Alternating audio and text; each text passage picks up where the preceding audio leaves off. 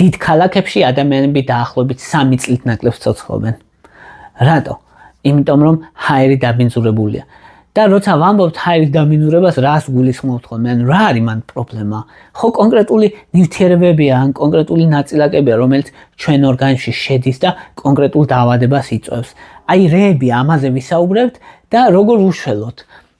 რითი დავიცვათ თავი და რამდენად შეგვიძლია რომ თავი დავიცვათ.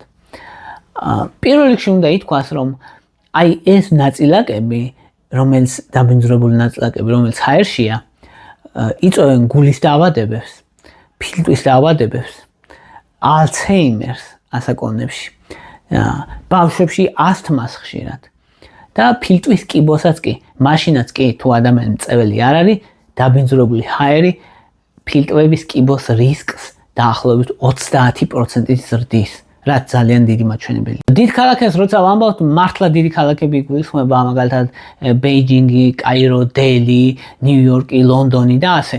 და აი ილუსტრაციისთვის რომ ავიღოთ, ყველაზე განვითარებული და კარგი ქალაქებიც კი, მაგალითად ნიუ-იორკი, ბერლინი, მან მსოფლიო ჯანმრთელობის ორგანიზაციის მიერ შემუშავებულ ნორმას აღემატება ხოლმე დაახლოებით 2-ჯერ ეს დაბინძურება.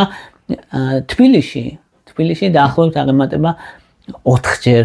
ნუ ყველაზე აქ საუბარია ყველაზე მავნე კომპონენტი PM2.5-ის ეძახიან, ანუ ძალიან პატარა ზომის ნაწილაკებია და ამიტომ particulate matter 2.5 ქვია. ეგრე და ეს პატარა ზომის ნაწილაკებია, რომელიც ყველაზე მავნეა სინამდვილეში და მაგის რაოდენობით, სადაც 5-ჯერ, ზოგჯერ 7-ჯერ აღემატება ხოლმე ნორმას საქართველოში, თბილისში, შესაბამისად, ნუ ძალიან დაბინძურებულია, ჯამში ძალიან დაბინძურებულია, თუმცა ამაზე ბევრად უარსებიც არსებობს, ანუ ასატანია, მაგრამ დაბინძურებულია და აი განვითარებულ ქვეყნებში მაგალითად, ხო, აი ევროპის ქვეყნებში ჩვენთან თუ აღემატება 4-ჯერ, იქ აღემატება 2-ჯერ, ანუ ბევრად უფრო სუფთაა, მიუხედავად იმისა, რომ ბევრად უფრო დიდი ქალაქებია, მაინც ბევრად უფრო სუფთა ჰაერია და ინდუსტრიაც იქ განვითარებულია მეტად, მაგრამ მაინც უფრო სუფთა ჰაერია. ამიტომ ჩვენ როგორ ვიზრუნებთ გარემოზე, რეალურად ძალიან დიდი მნიშვნელობა აქვს ამას. ეხლა რას აკეთებს და რა არის ყველაზე საშიში? როგორც თქვი, აი ეს 2.5 PM 2.5 particulate matter 2.5 ესე ქვია. აი ეს პატარა ზომის ნაწილაკი მოკლედ. ძალიან პატარა ზომის ნაწილაკებიან. რო წარმოვიდგინოთ, თმაზე დაახლოებით 30-ჯერ უფრო პატარაა. უზომოდ პატარა, რომელიც აღწევს ყველგან, რომლისთვის პრობლემა არ არის, რომ ფილტვებიდან გადავიდეს სისხლში. სისხლში გადადის, მოგზაურობს სისხლში და არის იწვევს ოქსიდაციურ სტრესს, ოქსიდანტია მოკლედ. აზიანებს შინაგან ორგანოებს, აზიანებს სისხლძარღვებს, აზიანებს გულს, აზიანებს ტვინს, ყველაფერს აზიანებს, რასაც შეხვდება. რა თქმა უნდა, ეს ისეთ პატარა და მცირე ზიანი მოაქვს, რომ ნელა გროვდება ეს ზიანი, ერთბაშად არ ხდება, რა თქმა უნდა და ადამიანს ამიტომ ეზრდება გულის დაავადების რისკი, სისხლძარღვების დაავადებების, ალცჰეიმერის და ასე შემდეგ. ზუსტად ამიტომ. ეს არის ყველაზე პრობლემატური ნაწილაკი მოკლედ და რა დროს გამოიყოფა. პირველი უხეშად რო ვთქვა, ნებისმიერ რამე რაც იწვება, აი წვის შედეგად გამოიყოფა მოკლედ ჰაერში, იქნება ეგ. სადაც კი რამე იწვის, ყოველთვის იქნება ეგ PM2.5, რომელიც არის კატასტროფა ორგანიზმისთვის, ძალიან ცუდია. მეორე, მანქანები გამოყოფენ, რაც ასევე ძალიან ცუდია და ინდუსტრიული ქარხნები და ესეთი შემდეგ, რაც მუშაობს და მუშაობის პროცესში იწვის, რა თქმა უნდა, ბევრი რამე და გამოიყოფა მაგ დროსაც. ეს არის ყველაზე დიდი პრობლემა რეალურად, როცა დაბინძურებას გულისხმობთ, აი ეს PM2.5, ამას გულისხმობთ, რომ ეს არის დიდი რაოდენობით. მეორე მნიშვნელოვანი კომპონენტი, რასაც რეალური მნიშვნელოვანი შედეგი მოაქვს და ზიანი არის აზოტის დიოქსიდი. აზოტის დიოქსიდი მოკლედ აღწევს ასევე ფილტვებში, აღიზიანებს ფილტვებს და ბავშვებში იწვევს ასთმას და პირდაპირ დაკავშირებულია სასუნთქი გზების პრობლემებთან აზოტის დიოქსიდი და აზოტის დიოქსიდებიც ყველაზე მეტია განსაკუთრებით მაღალი რაოდენობა, სადაც არის ტუნელები, მანქანების, ავტობუსების გაჩერებები, სადაც დიდი ავტომობილები სადაც დიდხანს ჩერდებიან და განსაკუთრებით არის დიზელი, მავნე, ან დიზელის მანქანები და იმ ქალაქებში, სადაც ბევრი დიზელის მანქანებია, ბევრად მეტი ზიანი მოაქვს სინამდვილეში ორგანიზმისთვის და ამიტომ რომ ან დიზელის მანქანებს აკრძალვისკენ რომ მიდიან ხოლმე ნელ-ნელა რომ ეს ზიანი რაც პირდაპირ ან რეალურად ადამიანი დიზელის მანქანით კლავს სხვა ადამიანებს ამხელა უზომოდ დიდი ზიანი მოაქვს ამიტომ არის რომ ნელ-ნელა მიმართულია იქითკენ რომ დიზელი შევამციროთ აი ეს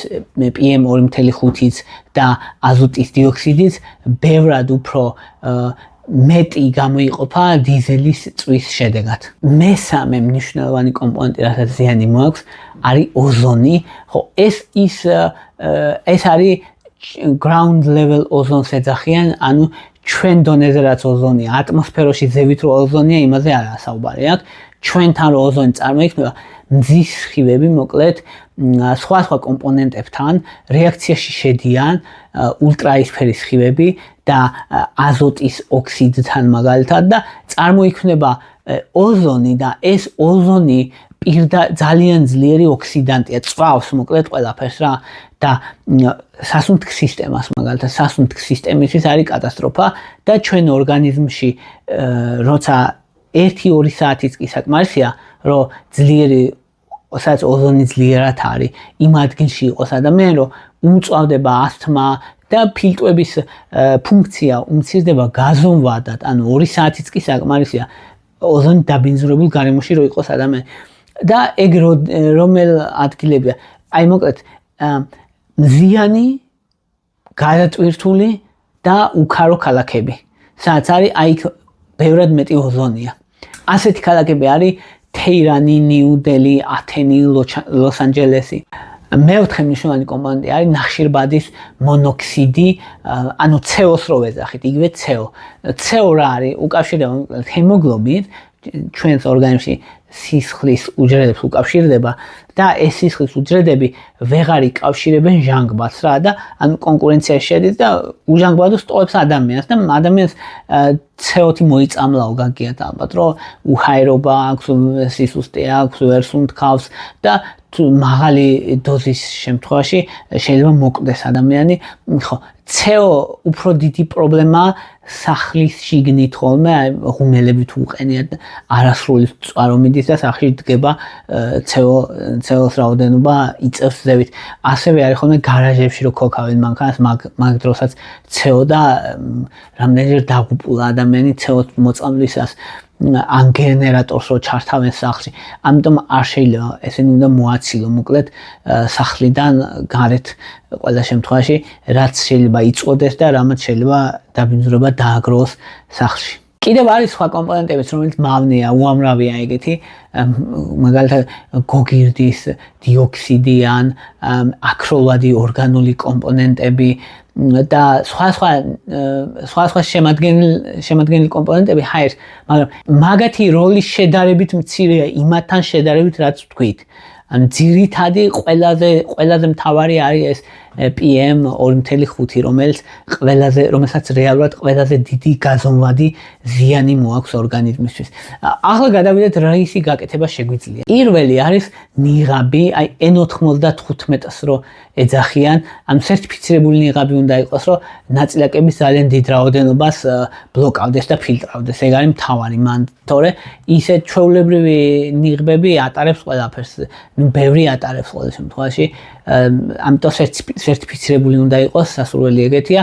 განსაკუთრებით თუ ქალაქში ძალიან ძლიერი დაკვამლიანება, აი ეგეთ შემთხვევებში არის განსაკუთრებით გამოსადეგი, თუმცა ზოგი ადამიანისთვის ყოველდღიურადაც შეიძლება გინახიათ ალბათ ჩინეთის ქალაქებში ხალხს ჩვეულებრივ უკეთიათ ნიღბები და ეგრე დადიან და ჩვეულებრივი ამბავია. მეორე არის რომ მოერიდო გარეთ გასვლას მაშინ როცა ყველაზე მეტად დაბინძურებულია ჰაერი. ყველაზე მეტად ბინძურდება განსაკუთრებით ქალაქებში დილის საათებში, დილის 9-დან ან 8-დან ან 7-დან გაშა როდის იწყებს ქალაქი როდის იღვიძებს, მაგედან 10-მდე 11-მდე და შემდეგ უკვე 5-დან 8-მდე.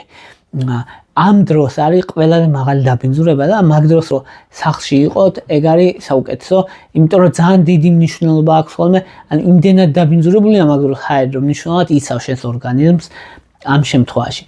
მესამე რის გაკეთებაც შეგიძლიათ არის რომ ეცადოთ რომ გზიდან იყოთ და 100 მეტრი დაშორებით მაინც. მნიშვნელოვანი სხვაობა გზიდან 100 მეტრის დაშორებით ხარ თუ 100 მეტრის ფარგლებში ხარ. ზიანის მიხედვით და აი ეს დაბინძურებული ჰაერი ბევრად უფრო მაღალი კონცენტრაციითაა გზებთან ახლოს, ვიდრე გზებიდან მოშორებით.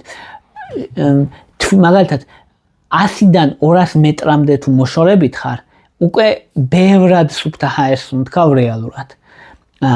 ამიტომ რაც შეიძლება მოშორებით ცხოვრებაც ჯობია რომ ანუ საცხოვრებელი იყოს გზიდან ცოტა შიგნით და თუ კი დადიხარ აი ტროტუარებზე სიარულს ჯობია რომ შიდა ქუჩებზე იარო თუ მაინც თუ სიარული გიყვარს მაგალითად ამ პარკში იარო ძალიან დიდი მნიშვნელობა კიდე შინდ პარკი ცოტა მოშორებით არის თუნდაც გზიდან მაგრამ მაინც მნიშვნელოვანი შეღავათია ბევრად უფრო სუფთა ჰაერია პარკში ვიდრე გზებზე ამიტომ აი ეს დისტანცია გზებიდან სიარულის დროს რო ყოველთვის დაიცვათ მეოთხე რისი გაკეთება შეიძლება არის რომ სახში HEPA ფილტრებს ეძახიან თუ ვისაც ზენდობა შეუძლია მოწმოს Amazon-ზეც, Temu-ზეც და ეს ყველგან არის HEPA ჩაწერეთ დიდი ასოებით და მე ფილტრები და ეგ ფილტრავს ჰაერს და აი ამ პატარა ნაწილაკებისგან იცავს რეალურად ჰაერს და განსაკუთრებით თუ მნიშვნელოვანი დაბინძურების ქალაქებში ცხოვრობ, სადაც ჰაერი დაბინძურებულია,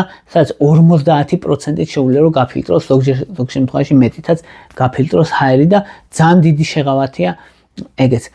ასევე ფანჯრების დახურვა, ზოგს გონია რომ აი სუფთა ჰაერი შემოდის სულ, არა, თუ კი ჯობია რომ თუ კი ისეთი საათებია, როცა გარეთ საცობებია და ბევრი მანქანებია, ყოველთვის ჯობია რომ ფანჯრები დახურული იყოს, მით უმეტეს გზებთან თუ ახლოს ხართ და ფანჯრის გაღება კარგია დილით ადრე, ძალიან ადრე და ღამე. ღამის ჰაერი როცა ჰაერი სუფთა და მაგ დროს ორ პირიც რომ უცებ განიავდეს, კაი ჰაერი შემოვიდეს.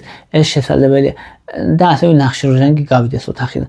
მაგრამ ანუ ის რომ ფანჯრები საცობების პერიოდში და მით უმეტეს თუ ქუჩასთან ახლოს ცხოვრობ, ღია გქონდეს პირიქით, ბევრად უფრო მაგ. ასევე შემდეგი რითიც შეგიძლია თავი დაიცვათ, არის აპლიკაციები, რომელიც თქვენ სადაც ცხოვრობთ, იქ რეალურ დროში ზომავს როგორია დაბინძურების ხარისხი და AQI score აწერია, ანუ ზომავს დაბინძურების ხარისხს თქვენ რეგიონში და ესე AQI რო ჩაწეროთ მაგალითად Play Store-ში ან ნებისმიერ სადმე რა ან იმაში კომპიუტერში გადაგიყვანთ ისეთ აპლიკაციაში ან ისეთ ვებსაიტზე სადაც ზომავს მოკლედ თქვენ რეგიონში როგორი დაბინძურებაა და ეგეთ დღეებში რომ ნაკლებად გახვიდე განსაკუთრებით ეგ ვისაც ფილტრები აწუხებს ვისაც მგრძნობიარე ბრონქები აქვს ბრონქების ჰიპერმგრძნობელობა ვისაც აწუხებს მაგ ადამიანებისთვის განსაკუთრებით გამოსადეგია, იმიტომ რომ ეგეთი ადამიანები განსაკუთრებით გრძნობენ, როცა ჰაერი დაბინძურებულია, სუნთქვა უჭირთ და იმიტომ პირდაპირ უჭირთ სუნთქვა. შესაბამისად, როცა ეგეთი დღეებია, ჯობია რომ ან სახლში იყო, ან ისეთ თუ მუშაობ, მოკლედ გარეთ ნაკლებად იყო მაგ პერიოდში, როცა ძალიან დაბინძურებულია ჰაერი, ან პარკში იყო. არის კიდე კითხვები ხოლმე რომ ამ სცენარეები, კი, ზოგიერთ სცენარე არის, რომელიც ამ აკროლად ორგანულ კომპონენტებს იკავშირებს და წმენს ჰაერს. ობობის სცენარს ეძახიან spider plant, ესე ქვია ინგლისურად მაგალითად. ასევე არეკას პალმა ასე ქვია. ასევე peak lily ესე ქვია მაგ სცენარს. ანუ არის რაღაცა სცენარები, რომელზეც არის კვლევები, სადაც 10-15%-ით შეუძლიათ გაწმენდ ჰაერი მოკლედ. ეს არ არის რაღაცა გიგანტური მაჩვენებელი, მაგრამ ჯამში მაინც ასეთ სცენარეებს აქვთ დადებითი ეფექტი და ორგანიზმისთვის სასარგებლოა, შესაბამისად შეგიძლიათ რომ ეგეთი სცენარეები სახლში ჰაერი გაწმენდ. ასევე მნიშვნელოვანია ტენიანობის შენარჩუნება სახლში. ტენიანობა ყველა სასურველია რომ 40-დან 50-მდე უნდა იყოს. 50-ზე მაღალი თუა, 60 და მეტი თუა ორგანიზმის არასასურველია, დაბალი თუა ორგანიზმის არასასურველია.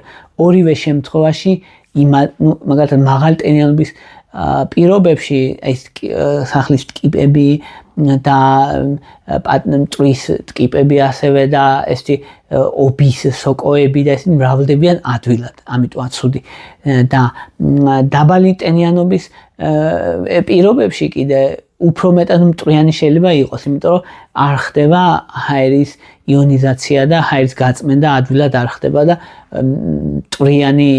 მტვრიანი და მშრალი ჰავაც ასევე აღიზიანებს ფილტრებს. ამიტომ 40-დან 50-მდე შენარჩუნება იდეალურია, ჩვეულებრივი მზომები იყიდება, შეგიძლიათ გაზომოთ ტენიანობის ტემპერატურას და ტენიანობას ხშირად ერთად ზომავს ხოლმე, რაც იყიდება ის სენსორები. და კიდე არის ხოლმე კითხვა, რომ თუ შველის მაღალ სართულზე ცხოვრება. კი, მაღალი პროცენტით შველის, მაგალითად მესამე სართულიდან მნიშვნელოვნად მცირდება უკვე ჰაერის დაბინძურება და უკვე მერვე სართულზე უკვე 50% შემცირებულია ჰაერის დაბინძურება. ანუ ძალიან დიდი მნიშვნელობა აქვს სართულსა და ამიტომ თუ გზასთან ახლოს ცხოვრობთ, ყოველთვის ჯობია რომ ზედა სართულები იყოს, რომ ბევრად ნაკლებად დაბინძურებული ჰაერი ისუნთქოთ. ერთ-ერთი გზა თავის დაცვის ესეც. აი ეს იყო რის თქმაც მინდოდა, თუ მოგწონთ ჩემი ვიდეოები, შეგიძლიათ გააკეთოთ დონაციები ამისთვის არხის ქვეშ აღწერაში, ვიდეოს ქვეშ აღწერაში არის ანგარიშის ნომრები, აქაც გამოაჩენ. ასევე პატრეონზე, ვისაც გინდათ ხოლმე ჩემთან დეტალური კონტაქტი, თქვა კითხვები გაქვთ და რაღაცა პატრეონზე შეგიძლიათ გამომწეროთ და ან დონაციის გაკეთება ამან საჭირო და შეგიძლიათ ჩემთან კონსულტაცია მაგ მხრივ ონლაინ. ასევე თუ კი დონაციის საშუალება ან სურვილი არ გაქვთ, არ არის პრობლემა, პირიქით შეგიძლიათ არხის განვითარებას მაინც დაეხმაროთ, თუ დაალაიქებთ, გააშიარებთ, ან დააკომენტარებთ, ან გამოიწერთ გვერდს, ესეც დიდი დახმარება არხის განვითარებაში. მადლობა რომ მისმენთ, მადლობა რომ გაინტერესებთ.